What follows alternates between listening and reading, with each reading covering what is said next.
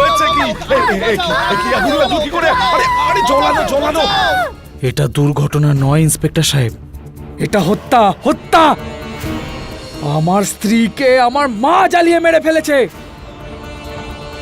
একজন মহিলা হয়ে অন্য এক মহিলা, তাও নিজের বৌমা, তাকে আপনি জ্যান্ত জ্বালিয়ে দিলেন? আমি স্বপ্নেও কোনোদিনও কল্পনা করিনি যে আমাকে ওই বাড়িতে রাখার জন্য আপনি এতটা নিচে নামতে পারেন। চুল্লিটা লাইটার দিয়ে জ্বালানো হয়ে থাকে, তো দেশলাইয়ের কোনো রকম প্রয়োজনীয়তা পড়বেই না। তো পুলিশ এই দেশলাইয়ের কাঠি মিসেস প্যাটেলের রান্নাঘর থেকে উদ্ধার করেছে। কিন্তু জানলা খোলা ছিল না বন্ধ, তাতে কি যায় আসে? বলুন, এই কেসটাতে যদি আমাদের এগোতেই হয় তো রান্নাঘরের ওই জানালাটাকে খুলতে হবে। হোয়াট? জানলা খোলা ছিল, কিন্তু বাড়ির লোকেদের তো বক্তব্য মনে হয় জানলা বন্ধ ছিল। বোধহয় প্রসিকিউটর ম্যাডাম, এই বোধহয় শব্দটা অনেকটা বড় একটা শব্দ, এর মধ্যে অনেক কিছুই আসতে পারে। বাস্তবিকতার কথা বলুন, বাস্তবে ওই রান্নাঘরের জানালাটা খোলা ছিল। আর আপনি এই কথাটা কিভাবে জানেন? কেননা পটেল পরিবারের ওই রান্নাঘরের জানালাটা পশ্চিম দিক মুখ করা, আর রান্নাঘরের দরজাটা পূর্ব দিকে রয়েছে। তো তো তো তো এটা যে এই বাতাস যেটা রয়েছে সেটা সকাল সকাল পশ্চিম থেকে পূর্ব দিকে বয়ে যায়, এবং সেই কারণে চুল্লিটা জ্বালাতেই চুল্লিটা নিভে গিয়ে থাকে। আর ওই দিনও এরকমটাই হয়েছিল না সরজু? ঠিক বলছি তো আমি? হ্যাঁ সাহেব, 3 বার গ্যাস নিভেছিল, কিন্তু তারপরেও আগুন হাওয়াতে দুলছিল। আপনি ঠিক সাহেব, জানালা খোলা ছিল।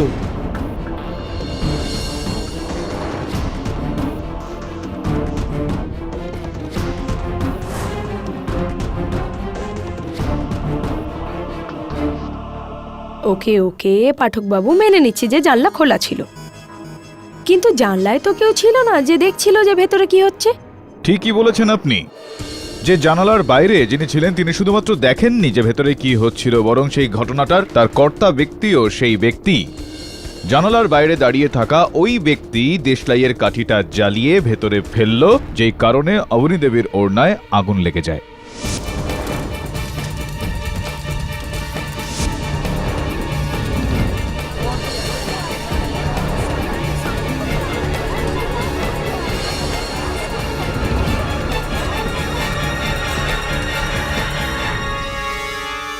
আর ইউ সিরিয়াস?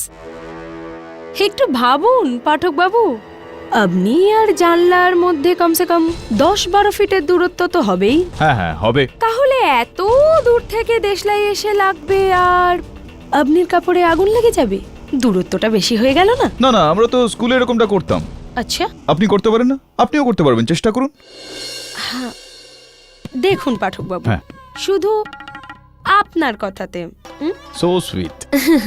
আমি ট্রাই করে Okay. দেখছি যে দেশলাই যায় কিনা এত দূর। ঠিক আছে। দেশলাই, ও আপনি তো স্মোক করেন না। হ্যাঁ ঠিক। সরজু খায় বোধহয়। সারজু, দেশলাই হ্যাঁ, দেখো, তোমার মুখ থেকে বিড়ির গন্ধ ছাড়ছে, দেশলাই পকেটে থাকবে, দেখো। Come on. শুধু আপনার কথায় পাঠকবাবু, হ্যাঁ ঠিক। ট্রাই করছি, কিন্তু আমি কখনো করিনি।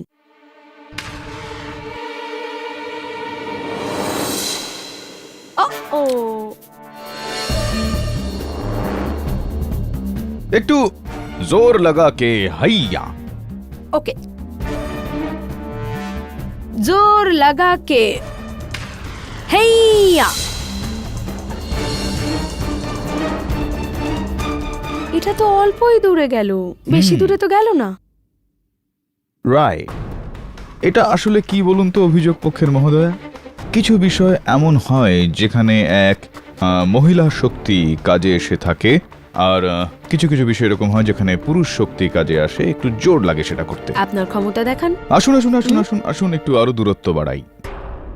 হলো, এখন মোটামুটি একটা 15-16 ফিটের দূরত্ব হলো।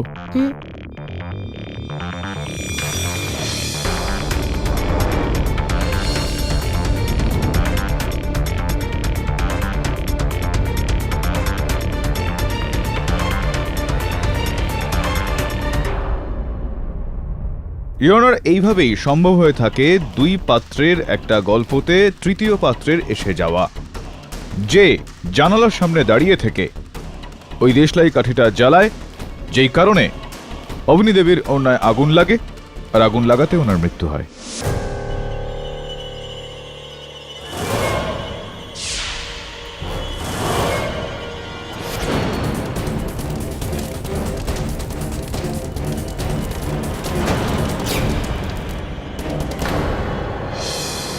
আর ওই তৃতীয় জন ইওর অনার ওই ঘরেরই কোনো সদস্য ছিল।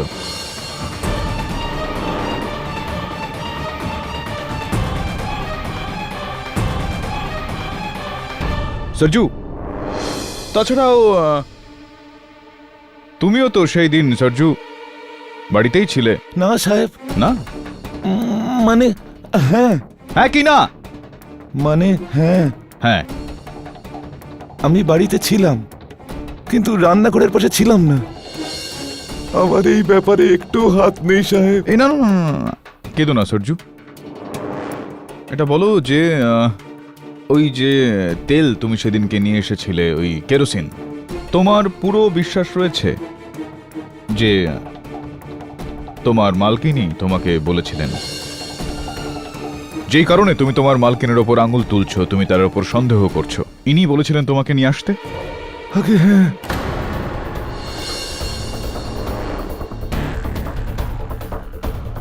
নিজের মুখে উনি বলেছিলেন কি, সরজু যাও বাজার থেকে গিয়ে কেরোসিন তেল নিয়ে আসো, এরকম বলেছিলেন তিনি? না, এরকম বলেননি? কিন্তু রোজ ফর্দতে লিখে আমাকে বাজার থেকে জিনিসপত্র আনতে বলেন। আচ্ছা, ওই ফর্দতে বাকি জিনিসের সঙ্গে 5 লিটার কেরোসিনের কথা লেখা ছিল।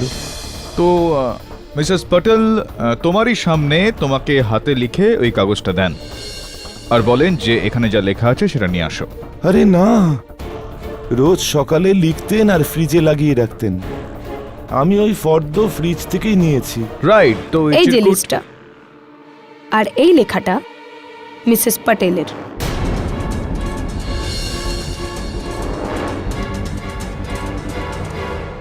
ক্যা বাত হে অভিযোগ পক্ষের মহোদয়া, আপনি তো আমার মনের কথাটা একদম পড়ে ফেললেন। আমি ব্যাস সরজু ভাইকে জিজ্ঞেস করতে যাচ্ছিলাম যে ওই চিরকুটটা কোথায়, আর আপনি এনিওয়ে যাই হোক, চিনি 2 কিলো, চা পাতা 500 গ্রাম, আলু 2 কেজি, পেঁয়াজ 2 কেজি, কেরোসিন তেল 5 লিটার, এটা কি আপনারই হাতের লেখা মিসেস পটেল? আগে হ্যাঁ, কিন্তু এই কেরোসিন যে শেষে লেখা, এটা আমি লিখিনি। মিথ্যে বলবেন না মিসেস পটেল। রেগে যাচ্ছেন কেন? এখনই জলের মতো পরিষ্কার, কেরোসিনের মতো পরিষ্কার হয়ে যাবে। আরে পাঠক বাবু, এটা কি করছেন আপনি? আরে দেখুন, আপনি প্রমাণকে এভাবে নষ্ট করতে পারেন না, প্লিজ। ওহো, আমি প্রমাণের সঙ্গে খেলাধুলো করছি না, প্রমাণটাকে আরো জাগিয়ে তুলছি। বলার আমার তাৎপর্য এটা যে আপনি এই চিরকুটটা দেখুন একবার। প্রথম যে 4টি বিষয় লেখা রয়েছে, চিনি, চা পাতা, আলু আর পেঁয়াজ, এগুলো এখনই সেরকমই লেখা রয়েছে, কিন্তু এই শেষ আইটেমটা কেরোসিন, এইটা কিছুটা ফিকে হয়ে গেছে, কেন একটা ছড়িয়ে গেছে ইওর অনার।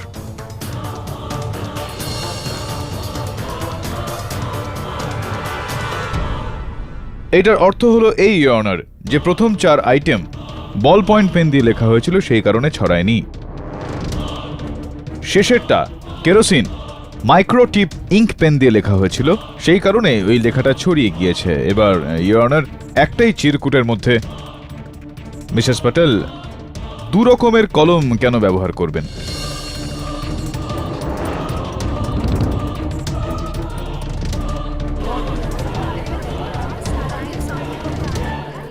দুটো কলম অর্থাৎ দুজন ব্যক্তি, একজন মিসেস পটেল আর দ্বিতীয়জন সে যে মিসেস পটেলকে ফাঁসিয়ে যাচ্ছে এই কেসটায়।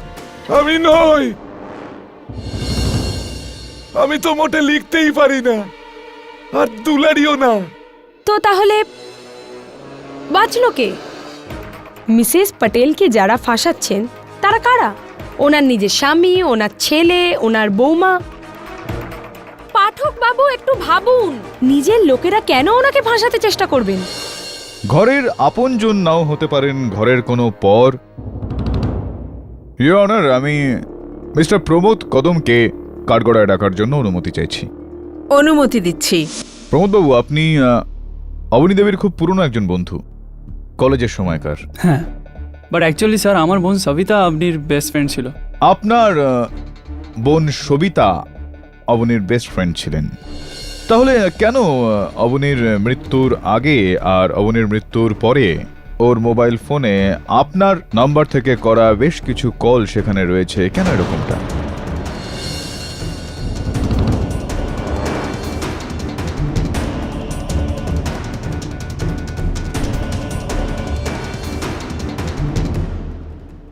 হ্যাঁ স্যার, আসলে আমি ওর শারীরিক অবস্থা জানার জন্য ফোন করতাম, শুধু বন্ধু হিসেবে। আর মিস্টার পাঠক, আমি জানতামই না যে ও মারা গেছে।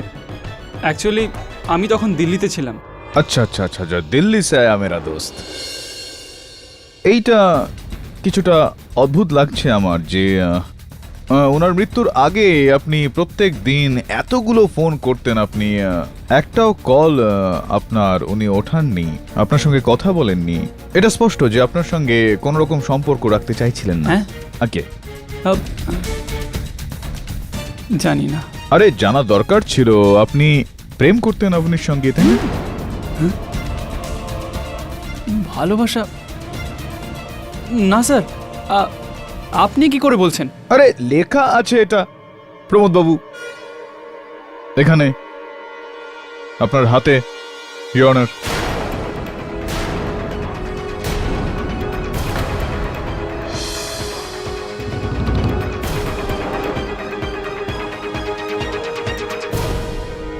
এবার বলুন যে যাকে প্রেম করবে না তার নাম কেন হাতে এইভাবে খোদাই করে লিখবে? হ্যাঁ স্যার, আমি আপনিকে ভালোবাসতাম, কিন্তু স্যার এই ভালোবাসা শুধু একতরফা ছিল।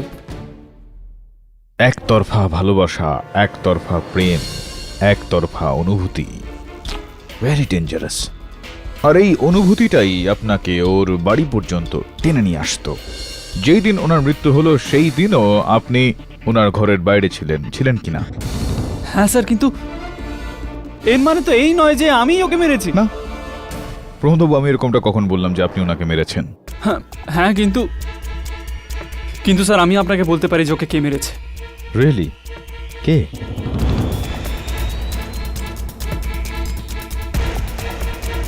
অ্যাকচুয়ালি স্যার, আপনি আমার বোন সবিতাকে বাড়ির সব প্রবলেমের কথা বলতো। আর একদিন আমি সবিতাকে বলতে শুনলাম, আপনি প্লিজ তুমি কান্নাকাটি বন্ধ করো। তোমারই যদি মন ভেঙে যায় তাহলে শরতের কি হবে? একবার তোমাদের আলাদা ফ্ল্যাট হয়ে যাক, তবে তোমার শাশুড়ি ঠিক হয়ে যাবে, তার চেঁচামেচিও বন্ধ হবে। কি তোমার শ্বশুরও? আমার তো মনে হয়েছিল উনি তোমার সাথে আছেন, কিন্তু আচ্ছা কবে? স্যার আপনির পেছনে শাশুড়িই নয়, ও শ্বশুরও পড়েছিল।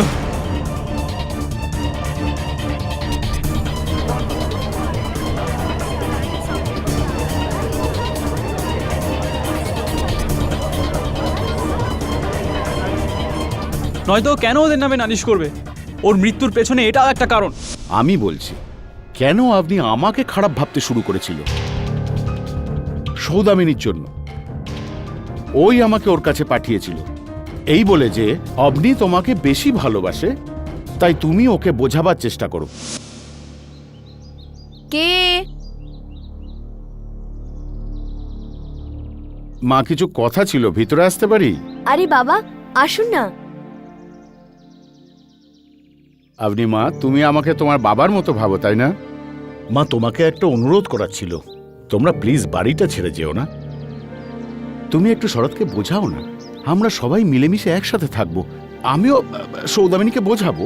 বাবা, আমার মনে হয় না শরৎ এখন ওর মত পাল্টাবে। কিন্তু তুমি ওকে একটু বোঝাবার চেষ্টা করো। আমি খুব ভালোভাবে জানি যে ও তোমার কথা কখনো ফেলবে না। দেখুন বাবা, আমি আপনাকে মিথ্যে বলতে চাই না, কিন্তু সত্যিটা তো এটাই, আমি আর মার খোটা দিনের পর দিন নিতে পারছি না।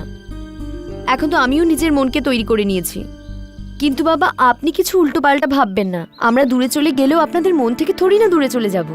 আর আপনি দেখবেন, দূরে গেলেও দুটো পরিবারের মধ্যে সম্পর্ক আরো ভালো হবে। দুটো পরিবার? আমি তো এই পরিবারটাকে সবসময় একটাই পরিবার ভেবেছি। এটা খুব অন্যায় হচ্ছে মা। তুমি আজকে আমাকে খুব দুঃখ দিলে। বাবা, বাবা। স্যার, আপনিই বলুন, এত ছোট একটা কারণের জন্য আমি এত বড় একটা অপরাধ করতে পারি?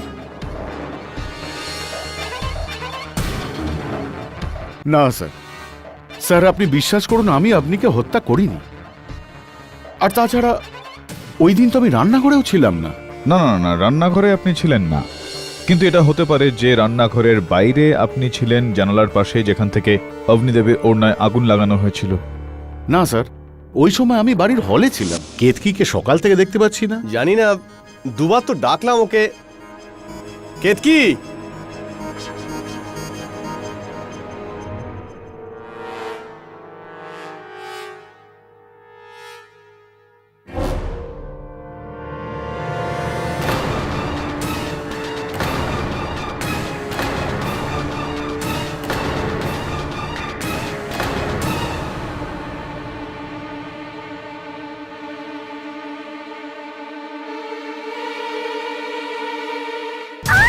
কি হয়েছে আমোদ?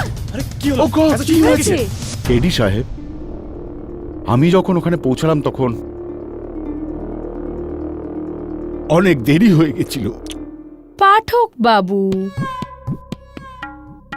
প্লিজ প্লিজ প্লিজ এই ব্যাপারটাকে ঘুরিয়ে পেঁচিয়ে বলা বন্ধ করুন। অকারণে আপনি লোকের ওপর সন্দেহ করছেন। আপনি নিজেই বলছেন তো যে অগ্নির কাপড়ে আগে থেকেই কেরোসিন লেগেছিল। So why are you not trying to prove যে কেরোসিন এলো কোথা থেকে, কে লাগালো? আরে অদ্ভুত বিষয় এটা মিস শর্মা, আরো একবার আপনি আমার মনের কথা শুনে ফেললেন। এটাই করতে যাচ্ছিলাম আমি এইমাত্র। কিন্তু ঠিক আছে, এই উপদেশ দেওয়ার জন্য অনেক ধন্যবাদ। আগে হ্যাঁ, মানছি যে ওই দিন ঘরে অগ্নির সাথে শুধু আমিই ছিলাম, কিন্তু স্নান করার পরে ও যেই জামা কাপড় পরেছিল ওটা সরজু প্রেস করে নিয়ে এসেছিল।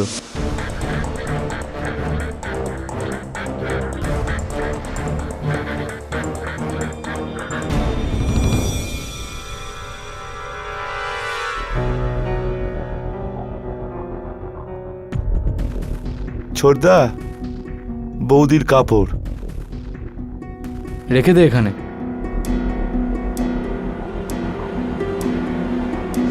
কি বলছেন সাহেব? আমি যখন অগ্নি বৌদির কাপড়ে প্রেস করেছিলাম তখন তার উপর কেরোসিনের একটা ছিটিও ছিল না। কিন্তু পরেরটা আমি বলতে পারবো না, কারণ আমি চলে যাবার পর কেতকি বৌদি এসেছিলেন নিজের কাপড় প্রেস করতে। সরজু, তুই কাপড়গুলো ইস্ত্রি করেছিস? হ্যাঁ বৌদি। ঠিক আছে, তুই এখন যা এখান থেকে। আমার শাড়ি ইস্ত্রি করতে হবে, যা এখন। আমায় দিন না, আমি করে দিচ্ছি। কোনো প্রয়োজন নেই, তুই আগেরবার আমার শাড়ি জ্বালিয়ে দিয়েছিলিস, এবার আমি নিজেই ইস্ত্রি করে নেব। আর হ্যাঁ, তোকে আমোদদা ডাকছে, তুই যা। আরে তুই যা।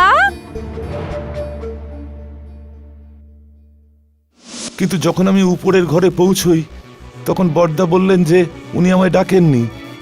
আমি পেছন দিকে ফিরে নিচে নামি আর চলে যাই। বৌদি, বড়দা তো বললেন যে উনি আমায় ডাকেননি।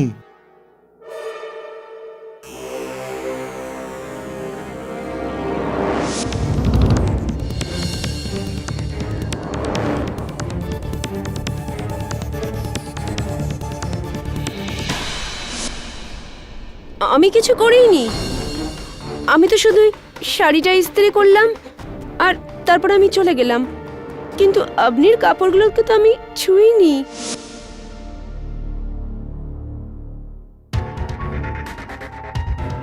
আর শরৎ তো আপনাকে বললো না যে আপনির কাপড় থেকে কেরোসিনের গন্ধ আসছিল না? তো তো আমি বা সরজু দোষী কি করে হতে পারি? চলুন ছাড়ুন, এটা বলুন যে যখন অগ্নি নিজের ঘর থেকে বেরিয়ে রান্নাঘরের দিকে যাচ্ছিল তখন আপনার ওনার সঙ্গে রাস্তায় দেখা হয়েছিল, কোনো কথা হয়েছিল অগ্নিদেবীর সঙ্গে?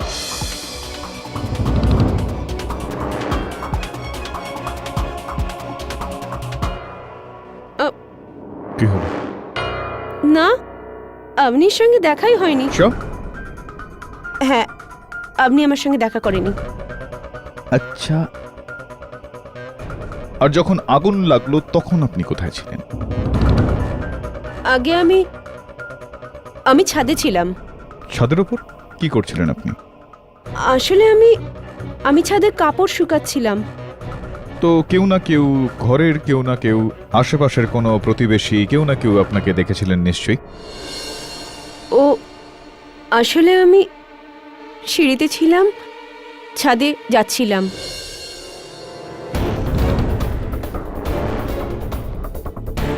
আপনি আপনি এরম ভাবে দেখছেন কেন আমায়? আপনি আমার ছোট বোনের মতন ছিল।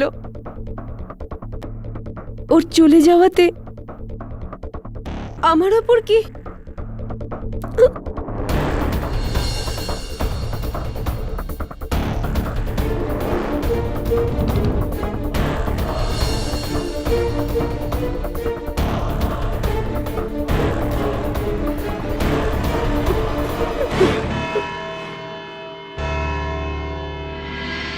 দেখো কেডি, আমি বলেছিলাম না এই ফুল প্ল্যানিং একটা লোকের হতেই পারে না। এটা team work, gang, family gang.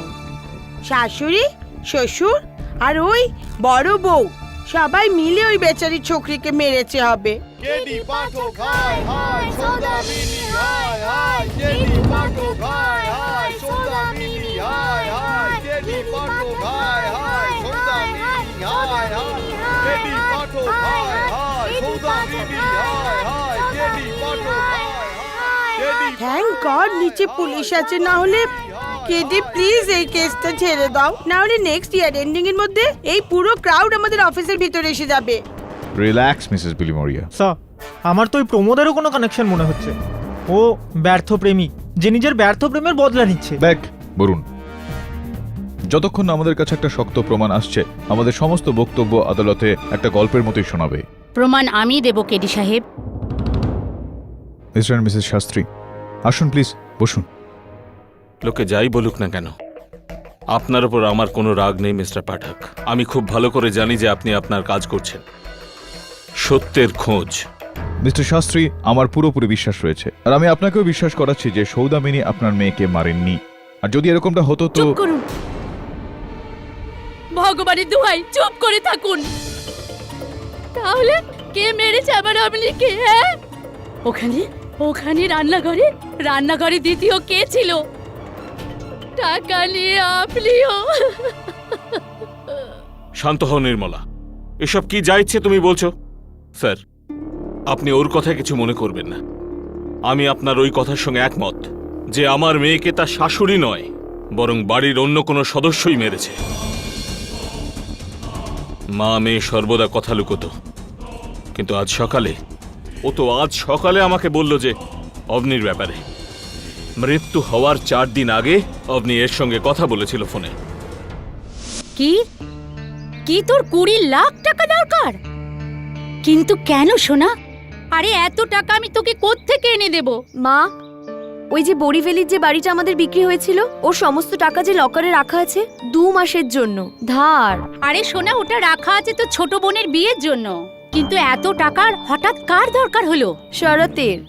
মা, একটা নতুন বিজনেসের জন্য শরতের 20 লাখ টাকা কম পড়ছে, তো তুমি ওই 20 লাখ টাকা দিয়ে দাও। আর দেখো, বিজনেস শুরু হওয়ার সাথে সাথেই 3 মাসের মধ্যে ডাবল প্রফিট, আর 2 মাসের মধ্যেই তোমার টাকা ফেরত দিয়ে দেবো। সত্যি মা। এইসব কথা তোর বাবাকে আমার বলতেই হবে। মা মা মা প্লিজ, তুমি বাবাকে কিছু বলো না। তুমি তো ওনার নেচার জানো তো, বাবা কিছুতেই মানবে না। তুমি ব্যাস একটা কাজ করো, তুমি ওই লকার থেকে আমাকে টাকাটা বার করে দাও, ব্যাস। না, কিছুতেই না। আমি এত বড় কথা তোর বাবার কাছ থেকে কিছুতেই লুকোতে পারবো না। আরে কোনো না কোনো দিন কোনো না কোনো ভাবে তোর বাবা এই কথা জানতেই পারবে, তাই না? খুব বড় মুশকিলে পড়ে যাব মা। তুমি কিছুতেই বুঝতে চাইছো না, প্রবলেমটা তো অন্য। আরে কি আমি বুঝতে পারছি না। আর কি বা প্রবলেম? আর কোন দ্বিতীয় প্রবলেম তোর এসে যাবে রে? হ্যাঁ বল শোনা।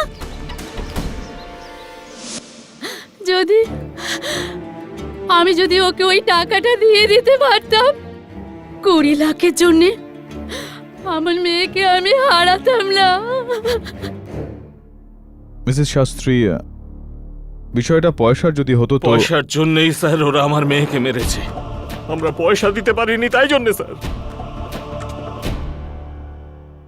কিন্তু শরৎ তো এরকম কখনো বলেনি, দাবিও করেনি ও যে পয়সার প্রয়োজনীয়তা রয়েছে। শুধু ও কেন বলবে? ওর মাকে দোষী সাব্যস্ত করে নিজেকে বাঁচিয়ে নিচ্ছে স্যার, পরিষ্কার বেঁচে যাচ্ছে। শরৎ। হ্যাঁ স্যার। কি? আমি আপনি থেকে টাকা চেয়েছি 20 লাখ? কবে? আর আমি কেন চাইবো ওর থেকে?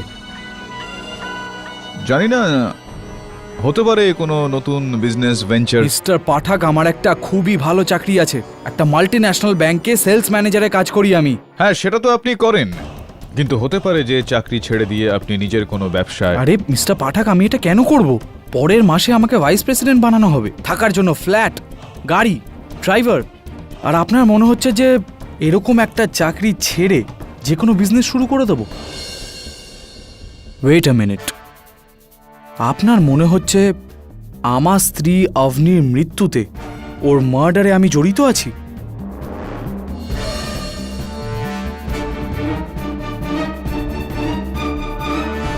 যেই মহিলার জন্য আমি ঘর বাড়ি সবার সাথে সম্পর্ক শেষ করে অন্য একটা বাড়িতে শিফট হতে যাচ্ছিলাম, তাকে আমি মারব? বাহ মিস্টার পাঠক, বাহ, ঠিকই ভেবেছেন আপনি। আপনি এটা কি করে ভাবতেও পারলেন? তো তাহলে কি কারণ হতে পারে? কেননা আপনার স্ত্রী ওনার বাড়ির লোককে মিথ্যা কথা বলে এই কেন চেয়ে পাঠাবেন এই 20 লক্ষ টাকা?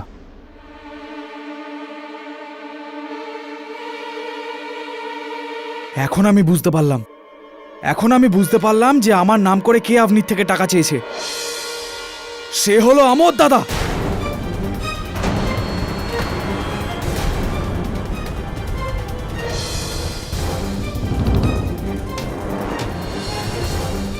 ওনার এখনো মার্কেটে 20 লাখ টাকার ধার আছে।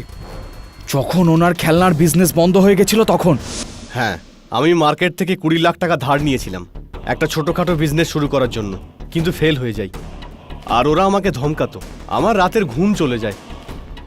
এই অবস্থাটার কথা আমি আপনিকে গিয়ে বলি। 20 লাখ? কিন্তু কিন্তু অমরদা, আমি কি করে চাইবো আমার বাড়ির লোকের থেকে 20 লাখ টাকা? আর কোনো উপায়ও তো নেই আপনি। বাবাকে তো বলতেও পারবো না। কেতকির বাড়ি থেকে 6 লাখ টাকা তো আগেই নিয়েছি। এবার তুমিই বাঁচাতে পারো। আমাকে তো প্রাণে মারারও হুমকি দিয়েছে জিগ্নেশ ভাই। কি? কিন্তু দাদা, আমি আমার বাড়ির লোকের সাথে কি করে কথা বলবো? ওনারা তো খুব ভয় পেয়ে যাবেন। আমার নাম বললে তো না করে দেবে। তুমি শরতের কথা বলো। শরৎ তোমাদের বাড়ির জামাই, তোমার মা বাবা নিশ্চয়ই ওকে হেল্প করবে। ঠিক আছে আপনি প্লিজ আমাকে বাঁচাও, আমাকে সাহায্য করো। আমি এই নিয়ে খুব চিন্তিত, সত্যি বলছি। এবার আমাকে আত্মহত্যা করতে হবে। আমি তোমার পায়ে ধরছি। দাদা, এটা আপনি কি করছেন? স্যার, আপনি তো আমাকে সাহায্য করতে চেয়েছিল, কিন্তু আমি ওকে সাহায্য করতে পারিনি। পাঠক বাবু, আগে এই সব কথার সাথে আপনির মৃত্যুর কি সম্পর্ক? সিরিয়াসলি, আই হোপ আপনি এটা ভাবছেন না যে যেহেতু আপনি এনাকে সাহায্য করতে পারেননি, অক্ষম হয়েছিল, তাই রাগের মাথায় উনি ওকে জ্বালিয়ে মেরে ফেললেন। I mean that will be too ridiculous. একদমই এরকমটা ভাবছি না আমি এটা ভাবছিলাম যে আপনার কথা অনুসারে সৌদামিনী দেবী তার পুত্রবধূকে ঘৃণা আর রাগের কারণে পুড়িয়ে মেরে ফেললেন। তো তাহলে কেন এই সৌদামিনী দেবী তার পুত্রবধূদের নামে 20 লক্ষ টাকার fixed deposit খুলেছিলেন?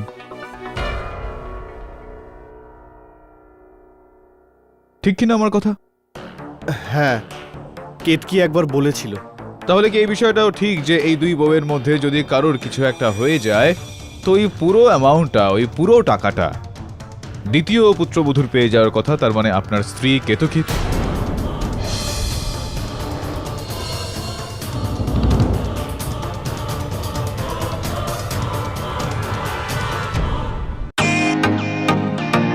Welcome to Beaton world. How may I assist you?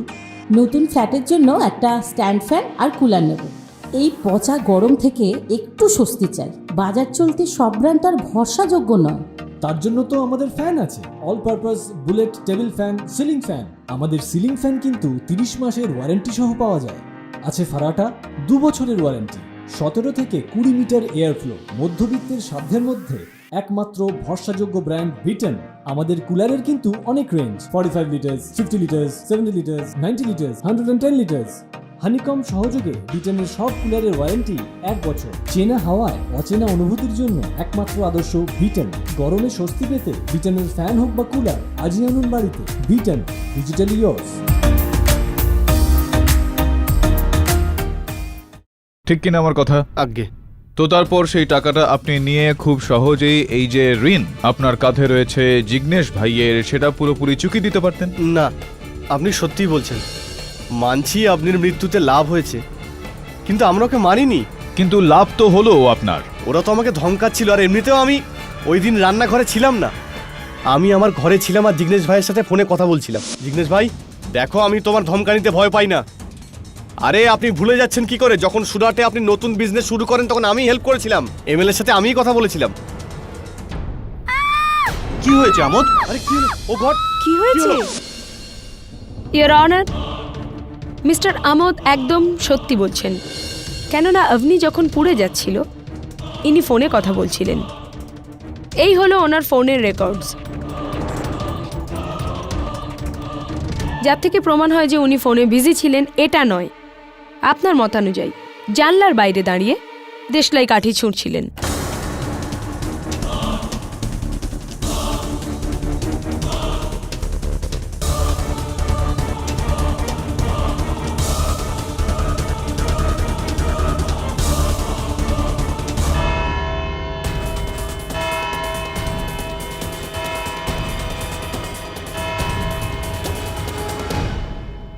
Sir, আমার বাবা, আমার দাদা, আমার বৌদি, এদের আমার থেকে ভালো কে জানবে?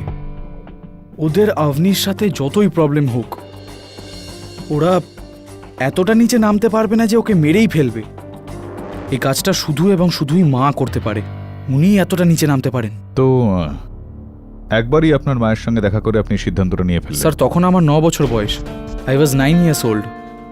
যখন আমাকে একটা মৌমাছি কামড়েছিল, মা রেগে গিয়ে ওই মৌমাছিটার যা অবস্থা করেছিল সেটা আপনি জানেন না।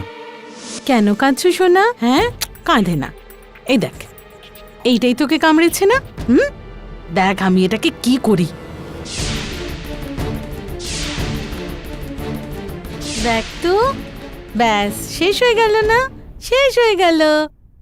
যেই আমার সোনার দিকে কুনজর দেবে তার এই হাল হবে। কিন্তু তুই কখনো কাঁদিস না, হ্যাঁ? ঠিক আছে? ওনার একটা ভয়ঙ্কর অবসেশন আছে আমাকে নিয়ে। আরে আমি কি করে বোঝাবো আপনাকে? একটা উপদেশ দিচ্ছি আপনাকে, আপনার মায়ের সঙ্গে দেখা করুন, বিস্তারিতভাবে ওনার সঙ্গে কথা বলুন। আপনারও বিশ্বাস হয়ে যাবে যে অভনিকে উনি মারেননি।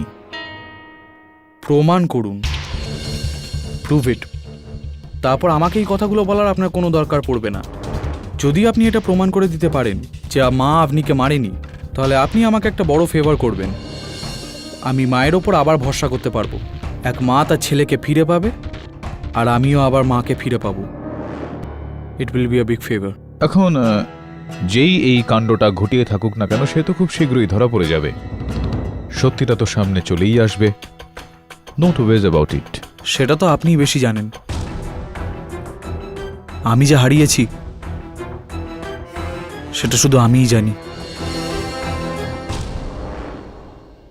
I am sorry, I am getting late for work. আমাকে অফিস যেতে হবে। ওকে।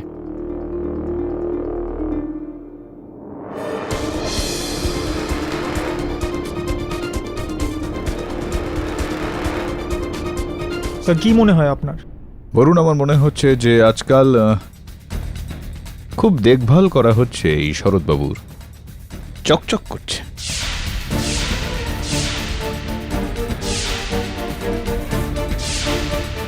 তোকে আরো একবার ওই পাটেল হাউসে যেতে হবে। ওখানে গিয়ে খোঁজ লাগা যে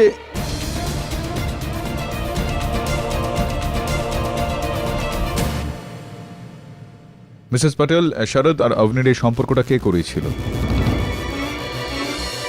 আমি। প্রথমে তো বাড়ির সবাই এই সম্বন্ধের বিরুদ্ধে ছিল,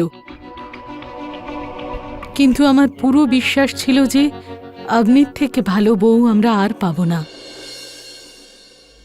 আর শরদের কি মতামত ছিল এই সম্পর্কটাকে নিয়ে? শরদও প্রথমে এই সম্বন্ধের বিপক্ষে ছিল। কেন বিরুদ্ধে কেন ছিল? ওটা ছাড়ুন কেডি সাহেব, পুরনো কথা। বিগত যাবতীয় ঘটনার জন্য আপনার ওপর দিয়ে যা গিয়েছে তা এবার হয়তো শুধরে যাবে মিসেস প্যাটেল। বলুন কেন অমত ছিল? শরদ অন্য একজনকে ভালোবাসতো।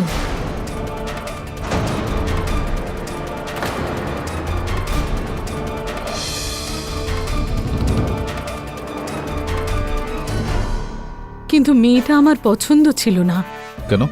আমার ওই মেয়েটাকে চরিত্রহীন মনে হতো। রেণুকার মধ্যে কি বাজে আছে? ভালোই বা কি আছে এটা বল? না কেউ আগে আছে না কেউ পিছনে আছে, ওর পরিবার বলে কিছু নেই, আর বড়দের সাথে কিভাবে কথা বলতে হয় সেটাও জানে না। তোর মনে আছে ও মায়ের সাথে কিভাবে কত বাজেভাবে কথা বলেছিল? শরৎ, ওই মেয়েটা তোমার জন্য একেবারেই ঠিক নয়, একদমই সাংসারিক নয়। বৌদিও যেরকমই হোক আমার তো পছন্দ, আমি ওকে ভালোবাসি আর আমি ওকেই বিয়ে করব। আর এই কথাটা তুমি মাকে বলে দাও। দেখ শরৎ, মা যতদিন আছে ততদিন এই বাড়িতে আসতে পারবে না। তুই জানিস তো মাকে, উনি খুব জেদি। যদি মা জেদি হয় তাহলে আমিও কিন্তু কম নই, আমি বাড়ি ছেড়ে চলে যাচ্ছি। তুই বাবা মাকে ছেড়ে দিবি একটা মেয়ের জন্যে? কিন্তু আমার খুব আনন্দ হয়েছিল যখন শরদ আমার কথা মেনে নিয়েছিল। দাদা, আমি আপনির সাথে বিয়ে করার জন্য তৈরি।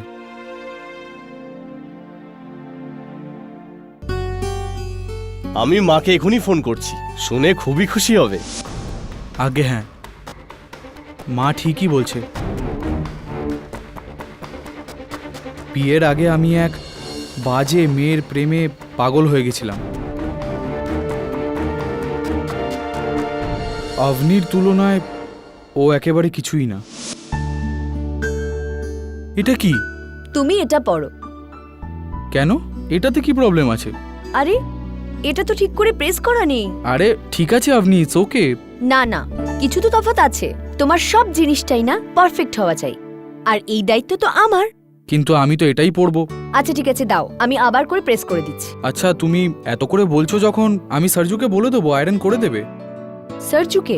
তোমার বিয়ে সরজুর সাথে হয়েছে নাকি? আমার তো ভালো লাগে তোমার সব কাজ করতে।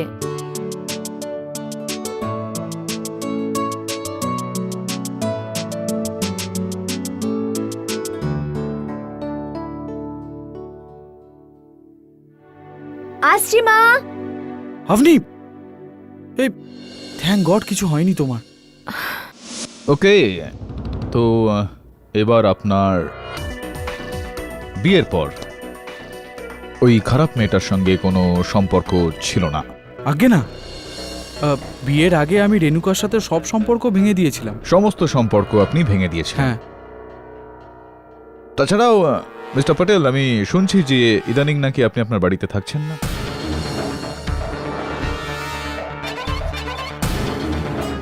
কোথায় থাকছেন আপনি? আমি আমার এক বন্ধুর বাড়িতে থাকছি। কোথায়? আন্ধেরিতে। আন্ধেরিতে? আগে। ওকে, কি আপনার বন্ধুর নাম? মিস্টার পাঠক, আমার বন্ধুর নামের সাথে এই কেসটার কি সম্পর্ক? Yes your honour, he is absolutely right. এই ব্যাপারটার সঙ্গে এই কেসের তো কোনো সম্পর্কই নেই। ইয়নার, আমার এই প্রশ্নটার এই কেসের সঙ্গে সম্পর্ক যদি না থাকতো তো আমি এই প্রশ্নটা করে আদালতের আর আমার নিজের সময় নষ্ট করতাম না। উত্তর দিন, ছাড়ুন। এটা বলুন যে আপনার এই যে বন্ধু রয়েছেন যার সঙ্গে ইদানিং আপনি থাকছেন, তিনি পুরুষ না মহিলা? এটা কি ধরনের প্রশ্ন? আরে না না, উচিত প্রশ্ন এটা, উত্তর দিয়ে দিন।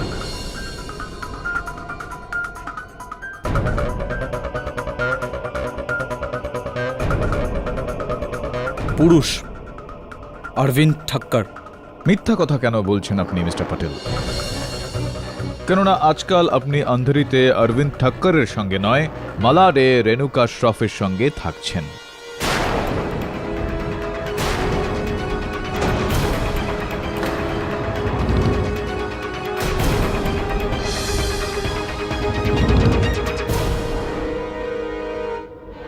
থাকছেন কি না এটা আপনি কি করে বলতে পারেন?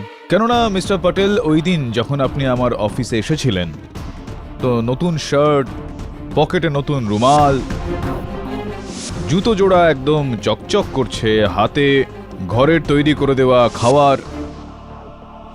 এবার আপনিই বলুন, যার স্ত্রী খুব সম্প্রতি স্বর্গীয় হয়েছেন সেই ব্যক্তির মানসিক স্থিতি কি এতটাই নিয়ন্ত্রিত হতে পারে? আপনার তো শুধুমাত্র নিয়ন্ত্রিতই নয়, বেশ শুধরে যাওয়া মানসিক আর শারীরিক পরিস্থিতি। এরকমটা তো তখনই হয়ে থাকে যখন একজন ব্যক্তি জীবনে সফলতা পেয়ে থাকেন, প্রেমের চমক জেল্লা।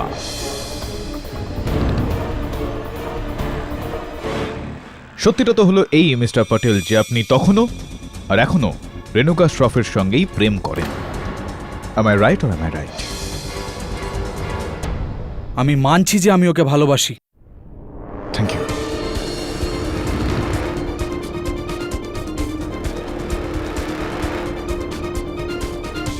আর হ্যাঁ, আমি ওকে বিয়েও করতে চাই। মিস্টার পাঠক, এটা আমার পার্সোনাল ম্যাটার, সেটার সাথে আভনির মৃত্যুর কোনো সম্পর্ক নেই। লেনদেন আছে মিস্টার পটেল, লেনদেন রয়েছে, কারণ আপনি এখন নন, প্রথম থেকেই রেণুকাকেই ভালোবাসতেন আর ওকেই বিয়ে করতে চাইতেন। কিন্তু যখন আপনার মা এই সম্পর্কটা বিরোধিতা করলেন তখন আপনি ইনার খেলা ইনাকেই ফেরত দিলেন। আপনি ইনার পছন্দ করে দেওয়া মেয়ে অবনীকে বিয়ে করলেন আর ভাবলেন যে 6 মাসের মধ্যে ইনাকে মেরে রাস্তা থেকে সরিয়ে দেবেন, আর ওই হত্যার দোষারোপ নিজের মায়ের ওপর দেবেন যাতে উনিও ওই রাস্তা থেকে সরে যান।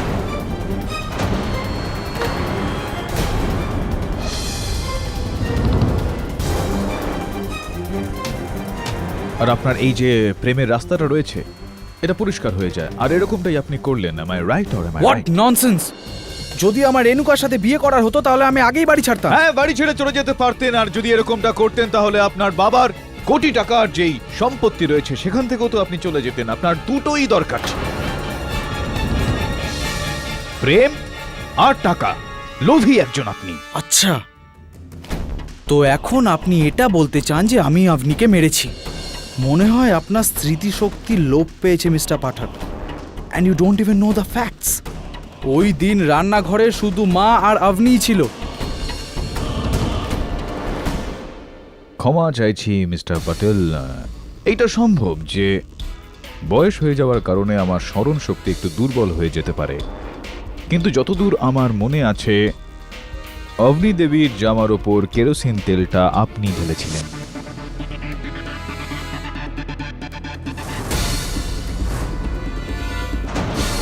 আর যেহেতু উনি স্নান করে ওই ভেজা কাপড়েই বাইরে বেরিয়েছিলেন, উনি ওনার জামায় ওই লেগে থাকা কেরোসিনটাকে ঠিক বুঝতে পারেননি।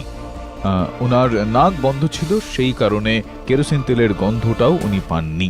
পাঠক বাবু, আপনার কাছে এ কথার কি প্রমাণ আছে যে শরতই অবনীর কাপড়ে কেরোসিন ঢেলেছিল? মিস শর্মা, অবাক হয়ে যাচ্ছি আমি। এই তৃতীয়বার এই কেসটার মধ্যে আপনি আমার মনের কথা শুনে ফেললেন।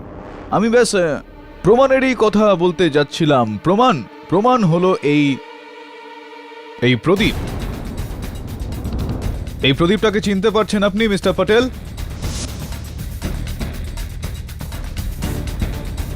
এটা আমার মন্দিরের প্রদীপ।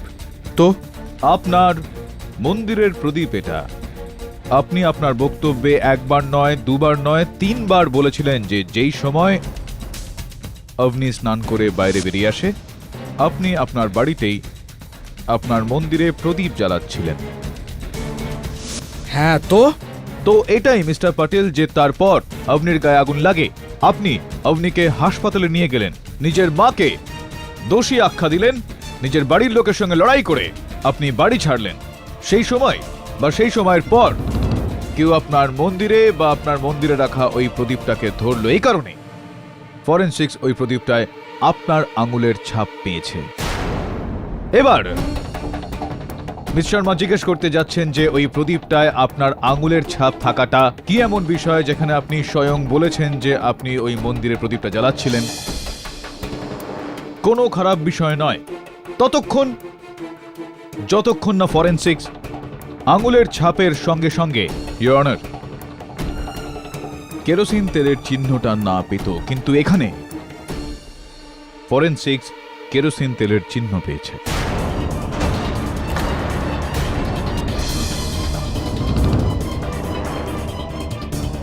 আর সেটা এই কারণে মিস্টার পটেল, কেননা ওই বাড়িতে আপনি একমাত্র ছিলেন যিনি অবনী পুড়ে যাওয়ার আগে ওই কেরোসিনকে ছুঁয়েছিলেন না, অবনী দেবীর জামা কাপড়ের ওপর ছিটিয়ে দিয়েছিলেন।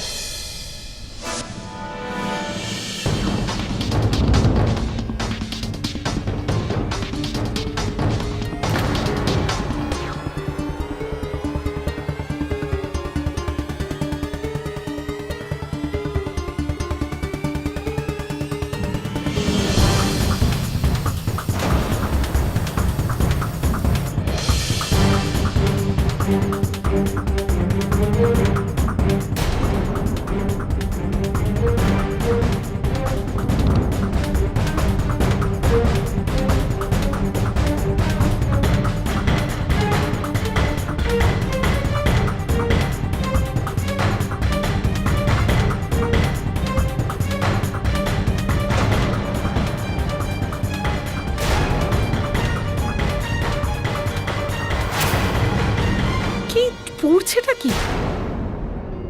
আপনি ওর না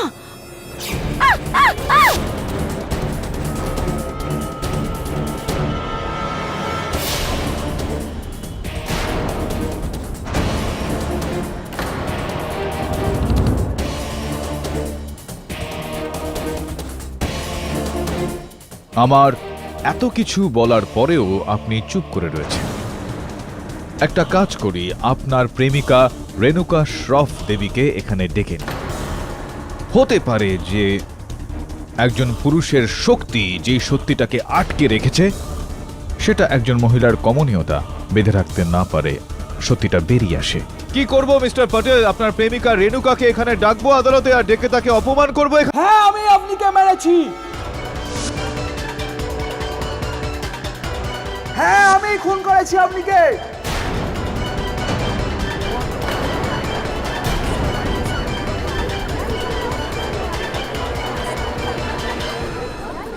হ্যাঁ, আমি আপনিকে মেরেছি, আর আমি নিজের মাকেও আমি ভাসিয়েছি। ওই কেরোসিন তেলটাও আমি ছিটিয়েছি।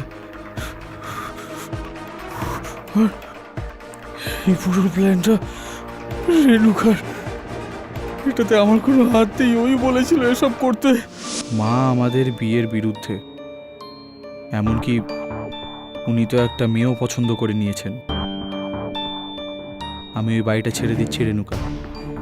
এই বোকামিটা তুমি করতে পারো না শারদ, কারণ যেদিন তুমি ওই বাড়ি ছাড়বে তার পরের দিনই ওনারা তোমার নাম প্রপার্টি থেকে বাদ দিয়ে দেবে। বাদ দিয়ে দিক, আমার স্যালারি যথেষ্ট আমাদের জন্য। আজকালকার চাকরির ওপর কি ভরসা? আর তোমার জব কি তোমাকে সেই ধরনের লাইফস্টাইল দিতে পারবে যা তোমার বাবার বিজনেস দিচ্ছে তোমাকে? তুমি ওনার বিরুদ্ধে যেতে পারো না।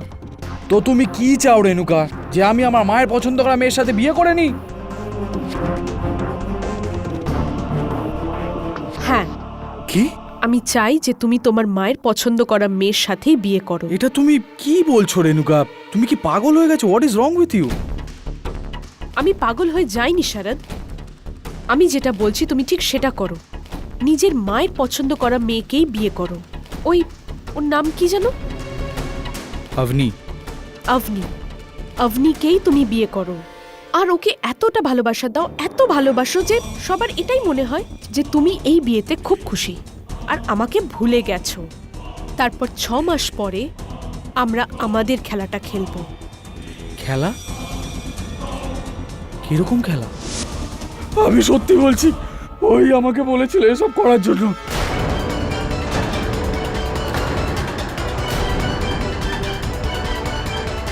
ওই আমাকে বলেছিল যে নিজের মায়ের পছন্দ করা মেয়ের সাথে বিয়ে করে নাও। আমি সত্যি বলছি, মায়ের দিব্যিকে বলছি যে এসব করতে ওই আমাকে বলেছিল। ওই বলেছিল যে এমন ভান করো যেন তুমি ওকে খুব ভালোবাসো, যাতে আসল কাণ্ডর সময় কেউ আমার ওপর সন্দেহ না করে। কি? এটা তুমি কি বলছো রেণুকা? আমি অবনীকে মেরে ওর খুনের অভিযোগ আমার মায়ের ওপর দিয়ে দেব? এর থেকে ভালো উপায় আর কিছুই হতে পারে না শারদ। যদি তুমি অবনীকে ছেড়েও দাও না, তবুও তোমার মা আমাকে কোনোদিনই অ্যাকসেপ্ট করবেন না। সুতরাং আমার আসার আগেই তোমাকে অভনির সাথে সাথে নিজের মাকে ওই বাড়ি থেকে বের করে দিতে হবে। আমার আর অভনির মধ্যে তুমি একদম ঠিক সিদ্ধান্ত নিয়েছো, কিন্তু এখন নিজের ভালোবাসা ও নিজের মায়ের মধ্যে যে কোনো একজনকে বেছে নিতে হবে। তাহলে বলো, কি চাও তুমি, নিজের মাকে না আমাকে? কিন্তু কিন্তু রেণুকা, আমি অভনিকে কি করে মারবো? আমি বলে দিচ্ছি, শাশুড়ি বৌমার মধ্যে সেই পুরনো দিনের ঝামেলার লাভ আমরা উঠাবো, অভনিকে জ্যান্ত পুড়িয়ে। আর সমস্ত দোষারোপ হবে তোমার মায়ের ওপর। আর তার কিছু মাসের মধ্যে আমরা দুজনে বিয়ে করে নেব, আর আমি তোমার বাড়িতে বউ হয়ে আসব। তারপর আমি তোমার, বাড়ি তোমার, জমি জায়গাও তোমার, আর জয়ও তোমার। বলো শরৎ, তুমি কি বলো? আমি সত্যি বলছি, আমি কিচ্ছু করিনি স্যার, আমি কিচ্ছু করিনি, আমি কিচ্ছু করিনি স্যার, প্লিজ, আমি কিচ্ছু করিনি স্যার, স্যার আমি কিচ্ছু করিনি। মিস্টার পটেল, প্রেম দিয়ে তো সম্পর্ক জোড়া হয়ে থাকে, আর আপনি এই প্রেমের জন্য সব সম্পর্ক ভেঙে দিলেন। আশা রাখবো যে আপনি পরবর্তীকালে প্রেমিকদের জন্য উদাহরণ হয়ে থাকবেন। The defence রেস্টস your honour. এই আদালত শরৎ প্যাটেলের অপরাধের স্বীকারোক্তির পর শরৎ প্যাটেল আর রেণুকা শ্রফকে গ্রেফতার করার হুকুম দিচ্ছে।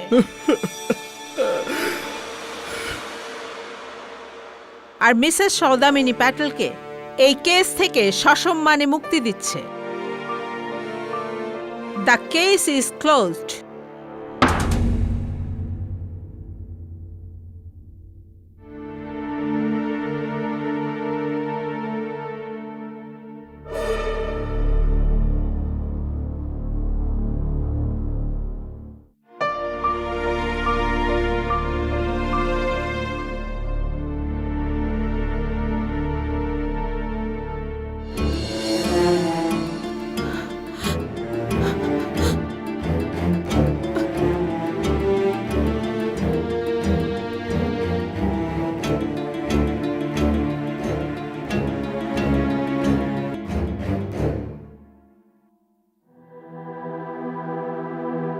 সত্যের জয় হলো কেডি সাহেব, কিন্তু মা হেরে গেল।